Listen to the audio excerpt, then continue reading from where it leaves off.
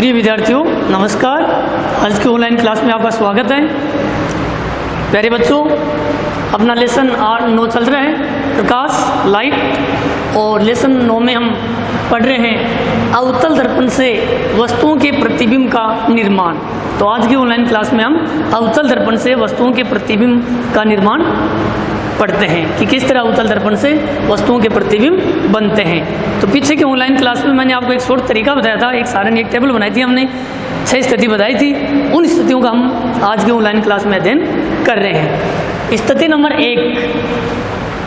1 ये दी है कि अवतल दर्पण के सामने वस्तु को कहाँ रखेंगे? हम अनंत पे रखेंगे, मतलब बिंब कहाँ रखेंगे? अनंत पे। तो आपको पता है जब बिंब अवतल दर्पण के सामने अनंत बिंदु पे स्थित है तो दर्पण से उसका प्रतिबिंब कहाँ बनेगा? मुख्य फोकस पे बनेगा। अब बनेगा कैसा, इसका हम किरण चित्र बनाकर अध्ययन करते हैं। सबसे पहले हम अवतल दर्पण की रचना करते हैं। यह अवतल दर्पण है। क्या है? अवतल दर्पण। ए और बी, ये इसका परावर्तक पृष्ठ हो गया, ये इसका ध्रुव है पी, मध्य बिंदु, और ये है मुख्य अक्ष। मुख्य अक्ष की परिभाषा क्या बताई थी आपको? वो कर्ता केंद्र को ध्रुव से मिलाने वाली जो रेखा वो क्या कहलाती है? मुख्य अक्ष। ये दर्पण का मुख्य अक्ष है, ठीक है। अब देखिए बिंब कहाँ रखनी है? अनंत। ये बिंदु अनंत है, ध्यान रखना। देखो ये तो है मुख्य फोकस। क्या है? ये मुख्य फोकस है, ये वक्रता केंद्र है सी। इस बिंदु को हम क्या कहेंगे? इस बिंदु को हम कहेंगे अनंत बिंदु, क्योंकि अंतिम सिरा ही। तो वस्तु कहाँ रखी है? अनंत पे रखी हुई है। तो प्रकाश की किरण वस्तु से चल करके जाएगी मुख्य अक्ष के समांतर और दर्पण पे टकराएगी। तो यहाँ नियम कौन सा लगेगा? नियम 1, कम से कम 2 बार।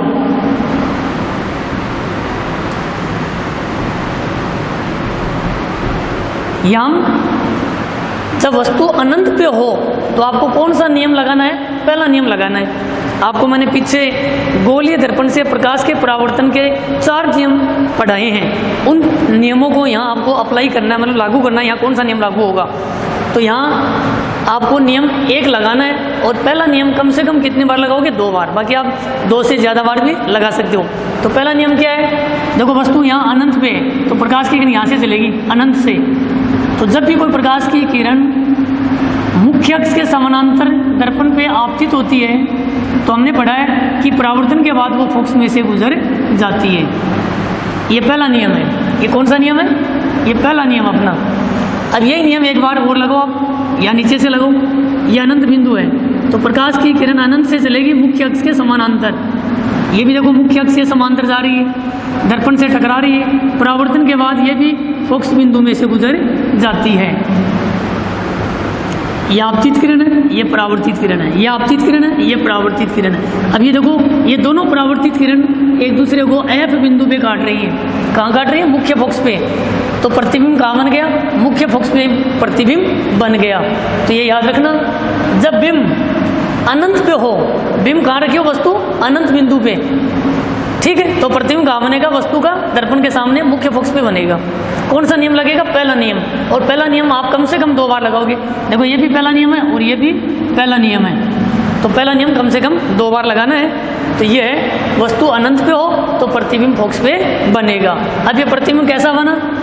देखो ये दोनों प्रकाश की किरण दर्पण से टकराने के बाद मुख्य फोकस में वास्तव में काट रही है। ऐसे देखो वास्तव में काट रही है। इस तरह जब प्रकाश की किरण एक दूसरे को काटती हैं, एक दूसरे को, तो वो प्रतिबिंब होता है वास्तविक। अगर वो वास्तव में न काट करके ऐसे काटती हुई प्रतीत हो रही है तो वो प्रतिबिंब होता है आभासी। ध्यान रखना, यहाँ देखो वास्तव में काट रही है तो ये प्रतिबिंब कैसा हो गया? वास्तविक। और वास्तविक के साथ कौन सा शब्द जुड़ा है? उल्टा। कभी भी वास्तविक सीधा नहीं होगा, हमेशा वास्तविक कैसा बनेगा? उल्टा बनेगा। और आभासी जो प्रतिबिंब है, आभासी के साथ हमेशा क्या बनता है? कौन सा शब्द जुड़ता है? सीधा। तो आभासी सीधा और यह वास्तविक है उल्टा। तो यहाँ कौन सा प्रतिबिंब बना? आपसे पूछेंगे प्रतिबिंब की प्रकृति बताओ, प्रतिबिंब कैसा बना? तो आप बोलोगे प्रतिबिंब की प्रकृति। तो प्रतिबिंब कैसा बना? वास्तविक उल्टा। और वस्तु से बड़ा बनेगा छोटा, वस्तु से काफ़ी छोटा बनेगा प्रतिबिंब। अब ये कैसे पहचानोगे आप कि प्रतिबिंब वस्तु से काफ़ी छोटा बना या बड़ा बना? देखो ये ध्रुव है, बिंब और प्रतिबिंब की जो दूरी है वो हमेशा ध्रुव से मापी जाती है। अब बिंब कहाँ रखी है? अनंत बिंदु पे। तो देखो ध्रुव से अनंत के बीच की दूरी, ये दूरी कितनी है? इतनी इतनी दूरी रखो, ये तो ये दूरी ज़्यादा है। और प्रतिबिंब कहाँ बना? फोकस पे बना, ये दूरी देखो ध्रुव से मापो, ये दूरी कम है। तो यहाँ देखो बिंब की दूरी ज़्यादा है, मतलब बिंब दर्पण से काफ़ी दूर है, और ये प्रतिबिंब की दूरी है। तो प्रतिबिंब मुख्य फोकस पे बन रहा है, तो प्रतिबिंब की दूरी बिंब से क्या है? कम है। तो प्रतिबिंब बिंब से क्या होगा? काफ़ी छोटा होगा, मतलब आकार में काफ़ी छोटा बनेगा। तो ये आपकी स्थिति एक क्लियर हो गई है। ठीक है, आगे देखिए स्थिति नंबर 2 लेते हैं।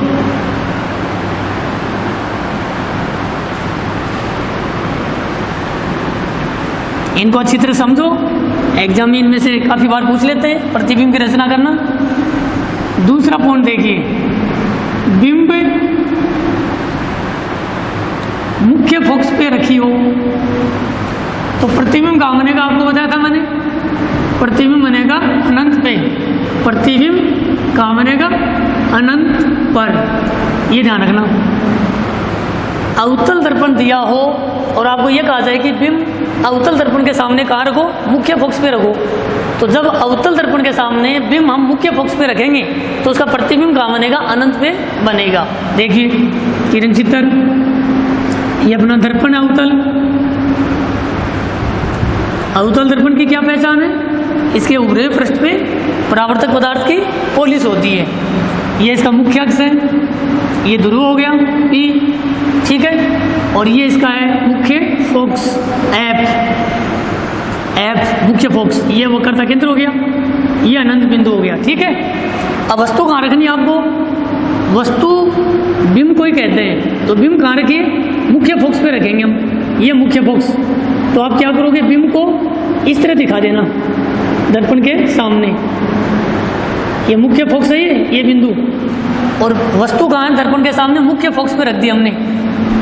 तीर के चिन्ह से दिखा देना। इसका नाम लिख दो कोई भी, जैसे P चाहे MN दे दो, कोई भी नाम दे दो, MN। तो M और N क्या है? ये बिंब है जो कहाँ रखा है? ये मुख्य फोकस पे रखा हुआ है बिंब दर्पण के सामने। अब देखो इसका प्रतिबिंब कहाँ बनाएंगे हम? अनंत पे बनाएंगे। तो यहाँ नियम कौन सा लागू होगा वो देखो, नियम 1 व 4 से। यहाँ आपको याद रखना है नियम प्रथम और नियम चौथा, पहला और चौथा नियम लगेगा यहाँ। पहला नियम क्या है? देखो ये वस्तु है, यहाँ से प्रकाश की किरण चलेगी। तो पहला नियम हमने पढ़ा था कि जब कोई प्रकाश की किरण मुख्य अक्ष के समानांतर चलकर जब दर्पण पे टकराती है तो टकराने के बाद, परावर्तन के बाद वो फोकस में से गुजरती है, ये इधर आ जाएगी। ये हो गया पहला नियम। वस्तु यहाँ रखी है तो यहीं से प्रकाश की किरण चलेगी इस तीर के चिन्ह से, तो ये मुख्य अक्ष से समांतर जा रही है और दर्पण से टकराने के बाद देखो मुख्य फोकस में से आ गई। ये पहला नियम हो गया। अब चौथा नियम मैंने आपको क्या बताया था कि आपतित किरण ध्रुव पर जब टकराती है तो मुख्य अक्ष के साथ कोण बनाती है। देखो ये आपतित किरण है, ये आपतित किरण है जो ध्रुव पे आके टकराती है। तो यहाँ देखो मुख्य अक्ष के साथ ये कोण बन गया अक्ष। अब इस किरण का परावर्तन हो जाएगा, ये प्रकाश की किरण टकरा कर नीचे की तरफ आ जाएगी, इधर आ जाएगी। तो देखो टकरा करके ये जो प्रकाश की किरण है ये इधर आ जाती है, इधर आ जाती है। यहाँ भी देखो अक्ष डैश कोण बन गया। तो ध्यान से सुनो, चौथा नियम क्या है? आपतित किरण ध्रुव पर मुख्य अक्ष के साथ जितना कोण बनाएगी, परावर्तित किरण भी उतना ही कोण बनाएगी। तो ये कौन सा नियम लगा दिया हमने? चौथा नियम। अब देखो ये पहला नियम है, ये इसकी परावर्तित किरण है। ये चौथा नियम है, ये इसकी परावर्तित किरण है। ये दोनों किरण एक दूसरे को देखो यहाँ काट रही है, इस बिंदु पे काट रही है। तो कहाँ काट रही है? अनंत पे काट रही है। तो प्रतिबिंब कहाँ बना? अनंत पे बन गया। जहाँ पर दोनों किरण एक दूसरे को काट रही है वहीं प्रतिबिंब बनता है। यहाँ लिखा M नीचे आ गया, देखो उल्टा हो गया। N अपनी जगह रहेगा, तो M डैश N डैश। तो ये तो क्या है? M और N, ये तो है बिंब। क्या चीज़ है? बिंब। और एम डैश एन डैश ये इसका क्या बन गया, प्रतिबिंब। क्या बन गया, प्रतिबिंब। तो जब वस्तु दर्पण के सामने कहाँ हो, मुख्य फोकस पे स्थित हो, तो उस वस्तु का प्रतिबिंब कहाँ बनेगा, अनंत बिंदु पे बनेगा। तो प्रतिबिंब कैसा बना, आपको पूछे कि प्रतिबिंब की प्रकृति बताओ, तो आप लिखोगे वास्तविक, उल्टा, वास्तविक उल्टा, और वस्तु से छोटा या बड़ा, वस्तु से काफ़ी बड़ा बनेगा प्रतिबिंब। बड़ा क्यों बनेगा, देखो बिंब कहाँ रखी है, मुख्य फोकस पे, तो ये दूरी मापो ध्रुव से, ये दूरी कम है, और प्रतिबिंब कहाँ बना, अनंत पे, तो ध्रुव से दूरी मापो, ये दूरी प्रतिबिंब की ज़्यादा है, तो प्रतिबिंब बिंब से आकार में काफ़ी बड़ा बनेगा। और नियम कौन सा लगाया आपने, नियम 1 और 4, ये नियम ध्यान रखना। तो ये है कि जब वस्तु फोकस पे स्थित हो तो प्रतिबिंब कहाँ बनेगा, अनंत पे बनेगा। ठीक है, आगे देखिए तीसरी स्थिति पे विचार करते हैं हम। तीसरी स्थिति आपको क्या बताई थी, बिंब कहाँ रखेंगे, सी पे, सी का मतलब दर्पण के सामने वक्रता केंद्र बिंदु पे रखेंगे, तो प्रतिबिंब भी कहाँ बनेगा उसका, प्रतिबिंब, प्रतिबिंब भी सी पर ही बनेगा, वक्रता केंद्र पे ही बनेगा। ये ध्यान रखना, इंपॉर्टेंट है, एग्जाम की दृष्टि से काफ़ी बार पूछ लेते हैं। देखिए किस तरह बनाते हैं, ये दर्पण है, अवतल दर्पण, ये इसका परावर्तक पृष्ठ हो गया, ये इसका ध्रुव हो गया, ये मुख्य अक्ष हो गया इसका। अब देखिए ये मुख्य फोकस है, ये वक्रता केंद्र है, क्या है, वक्रता केंद्र सी। ठीक है, अब देखिए हमें ये कहा गया है कि दर्पण के सामने बिंब को कहाँ रखना है, वक्रता केंद्र पर रखना, वक्रता केंद्र ये रहा, तो यहाँ बिंब रख दो आप सी पे, ये बिंब है, बिंब का नाम दे दो एम एन, ये क्या है, बिंब, एम और एन। ठीक है, अब देखिए जब दर्पण के सामने वस्तु वक्रता केंद्र पे हो तो प्रतिबिंब भी वक्रता केंद्र पे बनेगा, नीचे यहाँ बनेगा, मतलब ये दूरी और ये दूरी बिल्कुल क्या होनी चाहिए, बराबर होनी चाहिए। तो बिंब सी पे है तो प्रतिबिंब भी सी पे ही आपको बनाना है। अभी देखो इसके बराबर की दूरी नीचे ले लो। अब देखिए एक बार कौन सा नियम लगता है, इसको इधर ले दो, इस किरण को इधर लेके आ जाओ। ठीक है, ये किरण देखो इधर आएगी, इसको इधर लेके आ जाओ। ठीक है, अब देखिए कौन सा नियम लगा, ध्यान से बताइए यहाँ कौन सा नियम लागू हो रहा है। ये पहला नियम है। पहला नियम क्या है, ये आपतित किरण है, यहाँ कोई भी नाम दे दो, कुछ भी नाम दे दो, यहाँ जैसे आपने दे दिया, यहाँ आर दे दिया, तो ये एम और आर ये आपतित किरण है, आर इधर आ गई, एस ये परावर्तित किरण हो गई। तो ये पहला नियम है, जो भी किरण मुख्य अक्ष के समांतर दर्पण पर टकराती है, परावर्तन के बाद वो फोकस में से गुजर जाती है, ये फोकस बिंदु है। ठीक है, अब देखो ये पहला नियम और ये हो गया दूसरा नियम। जो भी किरण फोकस में से आएगी, दर्पण से टकराएगी और परावर्तन के बाद मुख्य अक्ष से क्या हो जाएगी, समांतर हो जाएगी। तो ये देखो इधर आ गई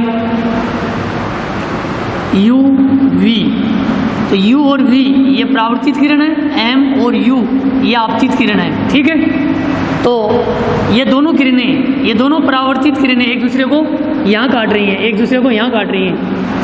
तो प्रतिबिंब कहाँ बना, C पर ही बना, C के जस्ट नीचे बन गया। तो ध्यान रखना, अवतल दर्पण के सामने जब बिंब वक्रता केंद्र पे हो C पे, तो प्रतिबिंब भी C पर ही बनेगा, नीचे की तरफ। तो कौन सा नियम लगा यहाँ, ध्यान रखना, यहाँ नियम हमने लगाया 1 व 2, नियम 1 और 2 लगा दिया। अब आपसे पूछेंगे बताओ प्रतिबिंब कैसा बना, प्रकृति बताइए, तो आप बोलोगे प्रतिबिंब कैसा बना, वास्तविक उल्टा। वास्तविक उल्टा क्यों, ये दोनों परावर्तित किरणें एक दूसरे को देखो यहाँ वास्तव में काट रही है, एक दूसरे को वास्तव में काट रही है एक दूसरे को। ठीक है, तो ये प्रतिबिंब हो गया वास्तविक उल्टा, और आकार में कैसा है, वस्तु के बराबर, वस्तु के बराबर बन गया, मतलब प्रतिबिंब है इसकी जो साइज़ है वो बिंब के बिल्कुल बराबर है। क्यों? देखो ये ध्रुव है, ये वक्रता केंद्र है, तो बिंब कहाँ रखी है? वक्रता केंद्र पे रखी हुई है, तो ये दूरी इतनी है देखो। और प्रतिबिंब भी कहाँ बना? वक्रता केंद्र पे बना, देखो नीचे सी पे बना है, तो पी और सी के बीच की दूरी बराबर है। तो बिंब और प्रतिबिंब दोनों यहाँ आकार में क्या हैं? बराबर हैं। तो प्रिय विद्यार्थियों, आज के ऑनलाइन क्लास में हमने अवतल दर्पण से प्रतिबिंब का निर्माण करना हमने सीखा है। दर्पण के सामने बिंब अलग अलग स्थिति में रखी जाती है, तो प्रतिबिंब कहाँ बनते हैं इसका हमने अध्ययन किया है। अभी हमने ये 3 स्थितियों का अध्ययन किया है, 3 स्थिति और दी गई हैं जिनका हम अध्ययन अगली ऑनलाइन क्लास में करेंगे। तो आज की ऑनलाइन क्लास में इतना ही काफ़ी है। धन्यवाद।